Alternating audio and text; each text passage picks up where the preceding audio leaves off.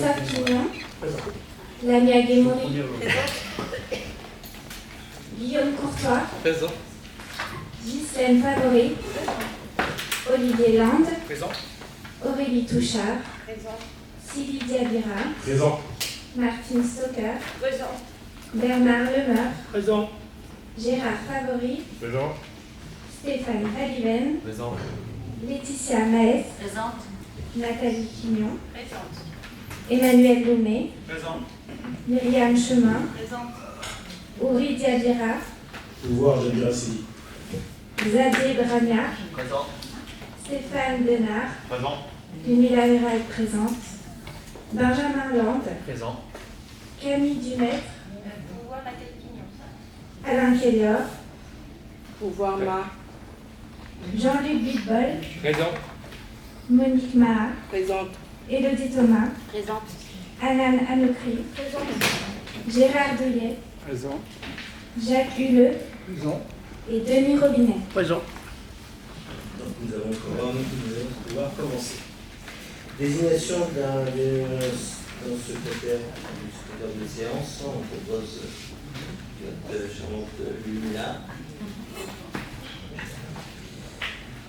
Nous avons ensuite le tableau récapitulatif des décisions du maire, des décisions qui ont été faites entre le 12 mars et le 14 avril. Y a-t-il des questions? Oui, juste une sur les dates qui sont antérieures au premier CM suite à votre élection, et je suis un peu étonné de les retrouver seulement maintenant. Excusez-nous d'avoir fait un peu de temps, mais il nous a jugé nécessaire de les rajouter, parce qu'on les avait pas Oui, on mis sur comprend le... bien, oui. Sur le Sauf que c'est des avenants. Alors, si vous voulez en parler, on va en parler. On se retrouve sur des avenants numéro 1, numéro 2, numéro 3, qui ont été confirmés entre-temps, mais c'est pour la petite crèche et les petits lapins. Parce qu'effectivement, il y a des avenants qui avaient été engagés, et nous, on a découvert ça que ça m'est arrivé. D'accord, merci. S'il vous plaît, est-ce qu'on pourrait avoir les devis de ces trois avenants, les trois derniers avenants?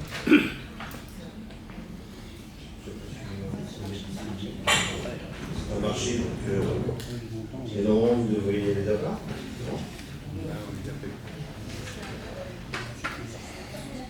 Enfin, c'était des avenants avant qu'on arrive. Donc, Pas les trois derniers. Est-ce qu'on pourrait les avoir, les devis des trois derniers avenants?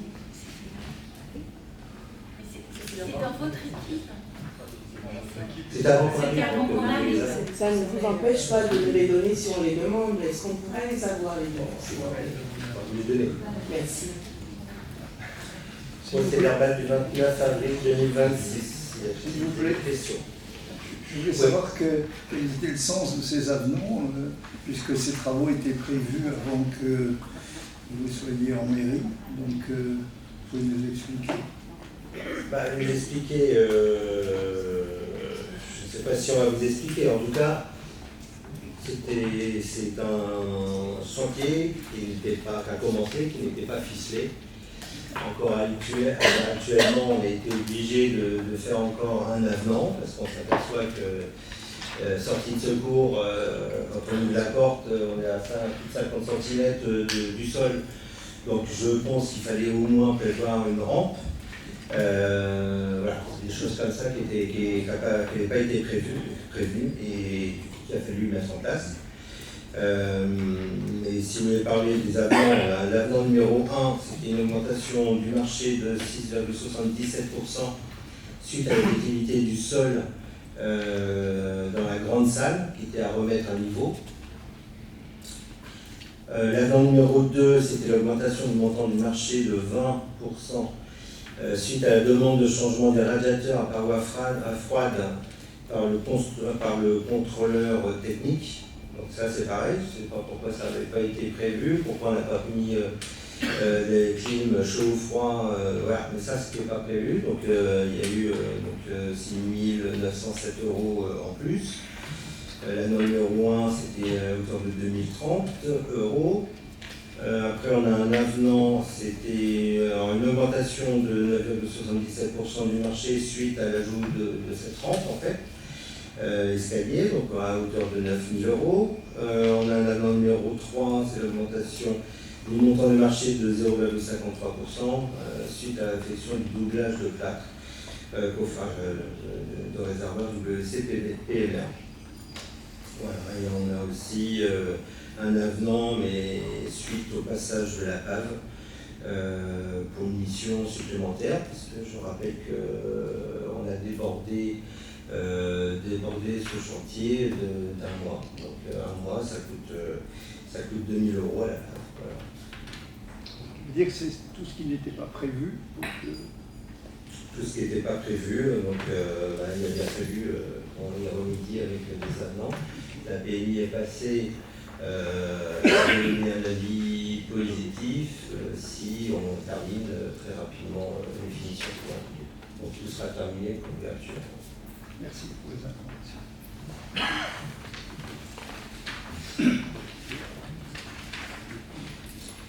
On passe au procès verbal du 29 avril. S'il y a des questions.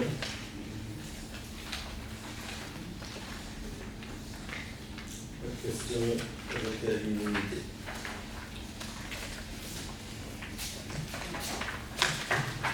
Libération suivante. Autorisation maire à signer une convention entre l'Île-de-France Nature relative à l'organisation d'une manifestation sportive qui s'appellera Run and Bike le 14 juin 2026, la mer du Mont.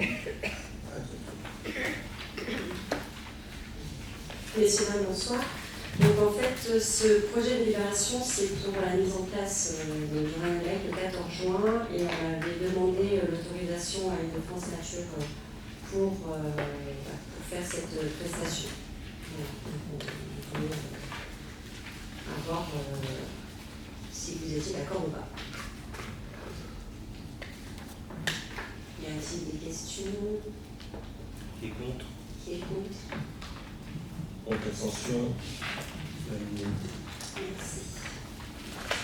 Toujours l'ANIA sur l'autorisation du maire à signer la convention de partenariat entre la CAPDM et la ville de Moravie pour l'organisation de 3 séances de bibliothèque de rue été 2026.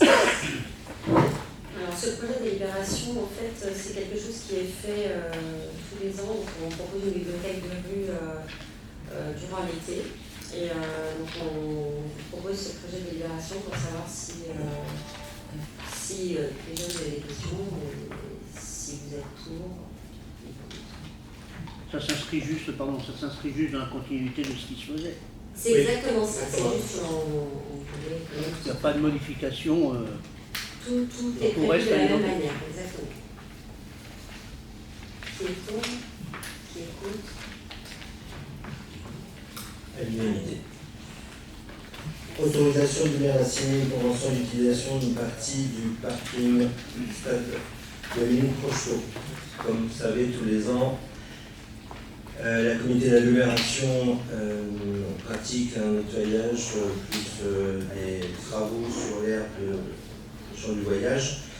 Et tous les ans, on demande l'autorisation de pouvoir remettre leur caravane pendant 3 semaines, un mois, sur le parking du stade Dominique Rochaud. Donc effectivement, pour éviter tout problème d'organisation, de transport de caravanes, nous avons accepté. Nous avons juste changé les tarifs, puisque le vice-président de la communauté d'agglomération s'est renseigné sur le tarif qu'il est pratiqué à l'année entre la location de leur emplacement et des fluides, ce qui revient à 10 € par jour. Donc on ne voyait pas pourquoi on allait laisser le montant à 20 €. Donc voilà, je vous propose à 20 € par jour. 10 € par caravane. Mission. Lapsus révélateur, parce que. Monsieur Hugues a levé la main. Merci. Oui, puisque maintenant vous êtes à la commission, vous êtes président de la commission pour les gens du voyage, je voulais savoir si justement, suite à l'exercice d'été avec l'échange Rocheteau parking, est-ce que vous allez transformer la réglementation de CAPVM par rapport aux gens du voyage? On n'a pas encore travaillé sur la partie gens de voyage. On a commencé sur la partie habitat. Voilà. Parce que moi, la réglementation actuelle me semble totalement adaptée pour les travaux et les remplacements qui sont garantis sur un minimum de 3 sites les plus proches possibles pendant les travaux. Je ne vois pas pourquoi ça nécessite qu'il y ait, enfin je ne vois pas le sens, vous le connaissez peut-être, de ce prêt, puisqu'ils ont la garantie qu'il n'y aura pas de rupture de lieu, que c'est choisi pendant les congés scolaires pour que justement il puisse y avoir une mobilité. Les gens qui ont comme premier principe, et je les soutiendrai là-dessus, la mobilité, qui signent des contrats tous les 3 mois, je crois, pour garantir effectivement qu'ils conservent leur mobilité. Et on a une action, me semble-t-il, qui est totalement contraire à cet article-là. Donc, je veux savoir s'il y a un inconvénient à ce changement que je ne connais pas. Ça peut se Après, c'est faire. la volonté. Bon, quel est le sens de ce prêt à ce moment-là? Bah, leur volonté, c'est de rester sur les normes adultes. Donc, après, c'est la CAPVM qui fait des prêts de 3 mois. Donc, voilà, on fait des prêts de 3 mois. Non, c'est leur demande, c'est spécifique aux gens du voyage. Et effectivement, on ne peut pas signer un contrat sur 1 an, par exemple. C'est sur la France entière, hein, c'est pas que c'est CAPVM. Et donc, il y a ce respect d'une mobilité possible, c'est suivant leur demande aussi. Mais donc, il y a des contrats tous les 3 mois, et il me semble justement que ça a été pris en compte par votre prédécesseur au niveau de CAPVM, que j'avais questionné, en disant comment se fait-il que lorsqu'on fait des travaux sur une plateforme, il faut que les gens puissent aller ailleurs. Et j'ai eu toute la réglementation, comme vous voyez, une présentation de 3 sites, et que les travaux sont faits par rotation pour que justement il y ait suffisamment de place. Donc si demain on utilise Rocheteau dans sa totalité, on ne pourra plus faire cet échange de parking.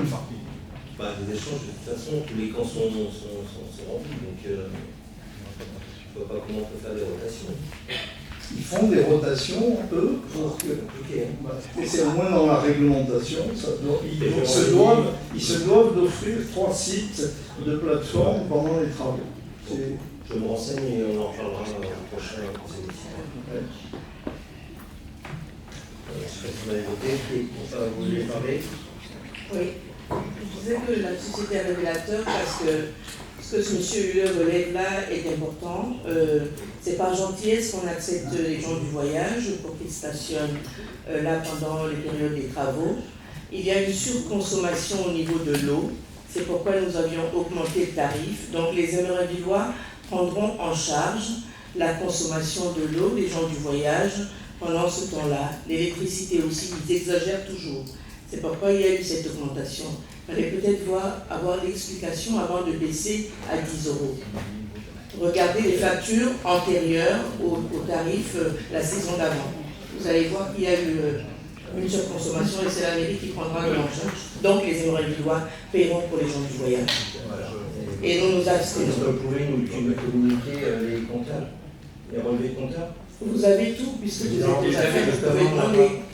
Si, vous les avez. Demandez aux bonnes personnes. Oui, je vous remercie. Je ne vous ai pas adressé la parole, s'il vous plaît. Quand je parle, vous vous taisez. Je parle avec M. Touré. Ne manquez pas de respect, par contre. S'il vous plaît, s'il vous plaît. Qui est contre? Qui s'abstient? 2 abstentions, 4. 4 abstentions. La majorité. Non, moi je suis abstention. Il faut juste lever le Je suis en train de parler à monsieur. Je suis abstention. Il y a déjà une machine. Non, c'est 5 abstentions. 6 abstentions. C'est 6 abstentions. Je suis désolé. Moi je suis d'accord, mais il faut juste lever la main. Excusez-moi. Je ne voudrais pas être perturbé pendant le conseil, ce serait mieux. C'est à vous de faire en sorte qu'on ne soit pas sûr.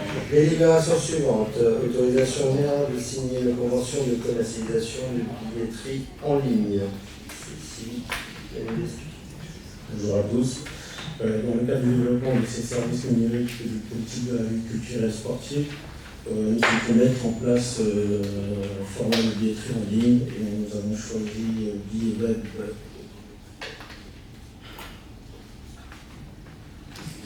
Vous avez trouvé plus facile en fait de proposer la billetterie en ligne.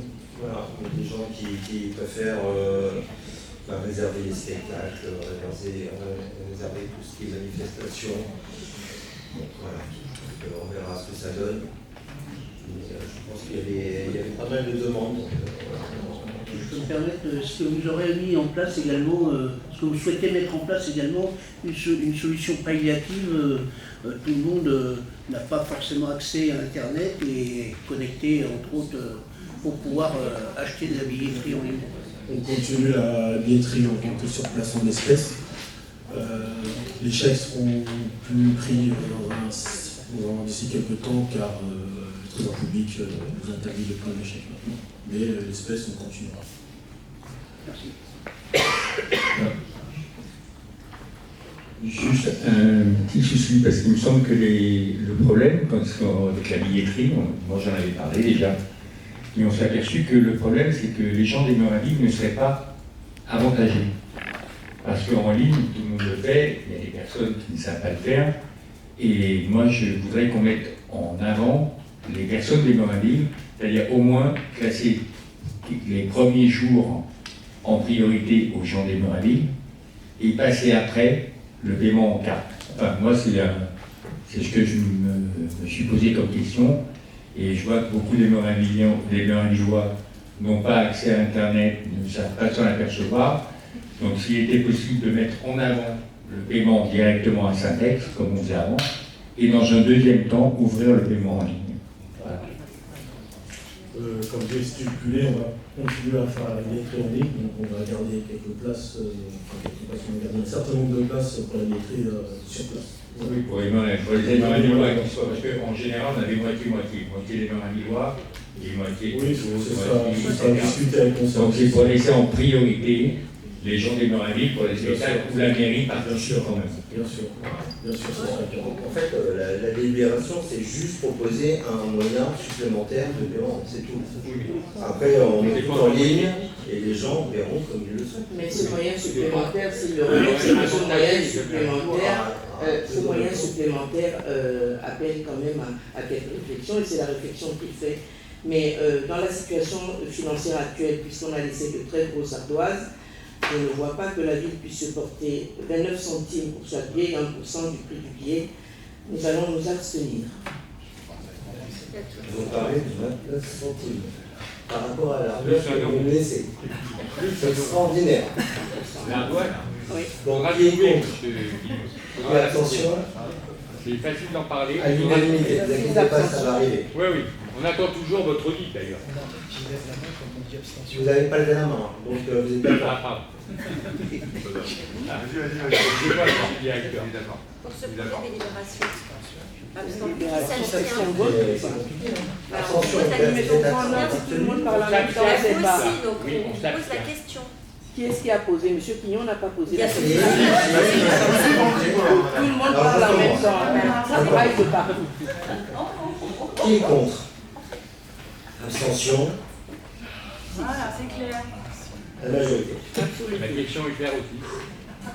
Tarification du sport adapté pour seniors toujours. C'est Bernard Cressicole. Dans le cadre de sa politique en faveur de bien vieillir et du maintien d'une activité physique régulière pour les personnes âgées de plus de 65 ans, la commune propose des pratiques sportives adaptées avec des séances de PEISO organisées par le service des sports. La municipalité souhaite poursuivre cette offre de proximité afin de favoriser l'accès au sport et pour les seniors des Meurins-Villes dans un objectif de prévention santé, de maintien du lien social et d'amélioration de la qualité de vie. Donc, ancienne tarification, c'était 0. On vous propose la nouvelle tarification annuelle, soit 5 € par mois, pour 60 € par an.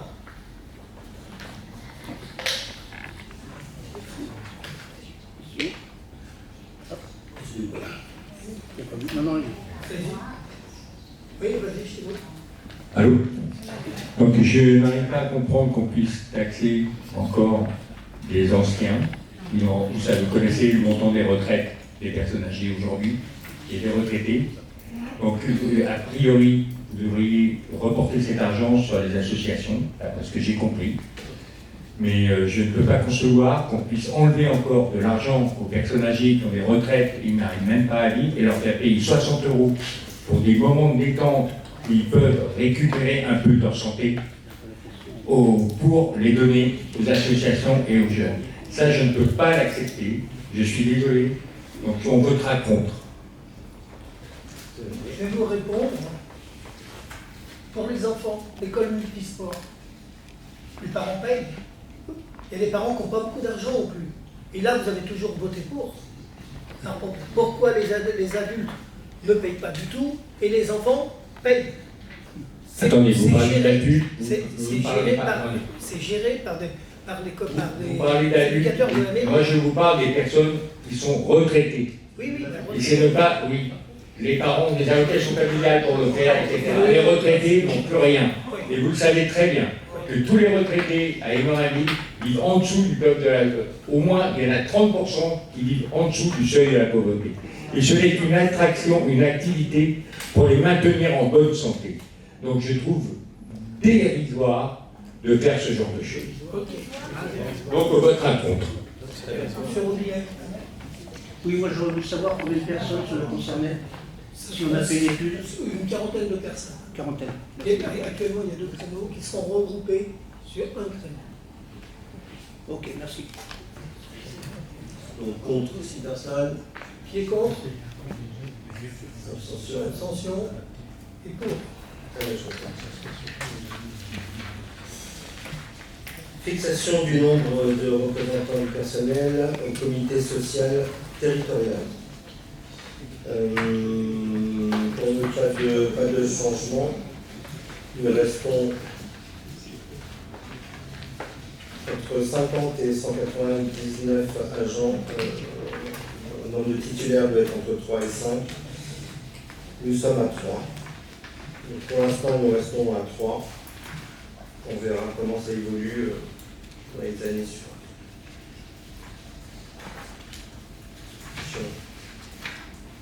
Oui, vous auriez pu, je pense, passer au seuil maxi par catégorie, donc passer à 5, par exemple. Puisque c'est entre 3 et 5. Oui, bon, c'est à 3, on l'a laissé à 3. On n'a pas vu la priorité d'augmenter à 4 ou 5. Ça aurait pu apporter de la diversité au sein de la représentation. Parce que la parole, pour l'instant, il y a 3 titulaires, il y a 3 remplaçants. On a 3 élus, plus le maire. Non, c'est votre choix, il n'y a pas de. C'est simplement une question de savoir si vous auriez pu passer au seuil maxi. Non, pas la parole. Juste pour information, on n'est pas passé à 5 en accord avec les membres du syndicat. On a dit qu'on allait voir ça par la suite. Et éventuellement, ça pourrait passer à 5. Oui. Vous avez interrogé un seul syndicat? Le syndicat présent, mais vous n'ouvrez pas la porte aux autres syndicats. Mais il y en a et pas. je pense que c'est Il n'y en a pas. Ouvrez la porte aux autres et vous en aurez peut-être. On leur a demandé d'entrer. Mais vous dites qu'il n'y en a pas. Aujourd'hui, il n'y en a pas. Demain, il peut y en avoir. Oui, justement, Il monsieur. y aura plus, il n'y a qu'un syndicat. Juste, c'est ça justement, pour le moment il n'y en a qu'un seul, mais on n'est pas fermé, éventuellement s'il y en a un autre, que ça passe à 5. Et on en a parlé tout à l'heure et on n'est pas du tout fermé à ça. Vous en avez parlé entre vous, nous. Non, pour le moment, vous avez dit 3, les élections sont en fin d'année. Voilà. Nous verrons au moment là. Voilà, on leur a proposé effectivement qu'on était ouvert s'il y avait d'autres syndicats qui voulaient se présenter. On va voter pour, mais simplement une remarque, l'heure et la date de la réunion qui sont imposées. juste quelques heures avant le conseil municipal, ce n'est pas très indiqué. Peut-être que la prochaine fois, il faudra penser au délai. Je vous remercie pour vos recommandations. Et vous savez, on a des journées chargées. Qui est contre? Abstention à l'unanimité. Délibération suivante, actualisation du tableau des effectifs. Nous avons des créations et des supports de postes, des suppressions de postes, pardon. En création de postes, nous avons un poste d'agent de maîtrise principale. Nous avons également un poste d'infirmière à soins généraux hors classe. En filière sociale, on a un poste d'agent social principal deuxième classe. En filière animation, on a un poste d'adjoint d'animation principale première classe. Filière sportive, vous avez un poste d'éducation des APS principale première classe. Et en filière sécurité, vous avez 5 postes de gardien, de brigadier de police municipale.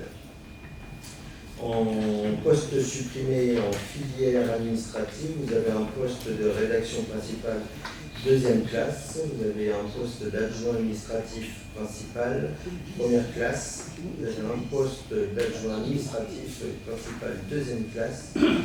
En filière animation, vous avez un poste d'adjoint d'animation principale deuxième classe. Enfin, filière sécurité, un poste de brigadier chef principal. En fait, c'est les créations et suppressions qui sont entraînées par les modifications de l'évolution du poste, principalement les promotions. Des questions? Qui est contre? Questions? Je demande la parole. Oui. Quand on regarde ce tableau-là, on voit que on va s'abstenir parce qu'on n'a pas toutes les explications. On voit que le DGS est toujours dans le personnel, le directeur de cabinet ne figure pas dans cet effectif. On voit les postes vacants sur 4 à la culture, 7 sur 14 à la police. Est-ce que vous êtes en train déjà de prévoir les nombreuses démissions qui vont tomber? Alors, parlons du DGS. Le DGS est encore dans nos effectifs et vous le savez très bien. Sur la police municipale, vous savez très bien aussi que changement d'équipe, ça donne que la police municipale, certaines personnes s'en vont. C'est le moment et certaines personnes vont arriver. Voilà. C'est toutes les villes dans le même état. Donc il n'y a rien de dramatique. Et voilà, c'est des gens qui ont eu l'habitude de travailler avec l'équipe précédente. Nous, on a des choses, voilà, le but était d'améliorer les choses, c'était de supprimer les choses qui ne fonctionnaient pas, c'était de rajouter des choses qui n'avaient pas été mises en place. Voilà, maintenant, c'est comme ça. Voilà. De leur rendre la vie dure, c'est ça? Pardon? De leur rendre la vie dure, c'est ça? Spéculation. Pourquoi la vie dure? On demande simplement aux agents municipaux, je crois qu'on peut faire le tour des agents municipaux. Ils sont tous contents de travailler avec nous, donc je ne vois pas, il n'y a pas de débat là-dessus. Voilà. Qui est contre? Abstention. 6 abstentions. À la majorité. Je clôture le conseil municipal. Si des personnes veulent poser une question.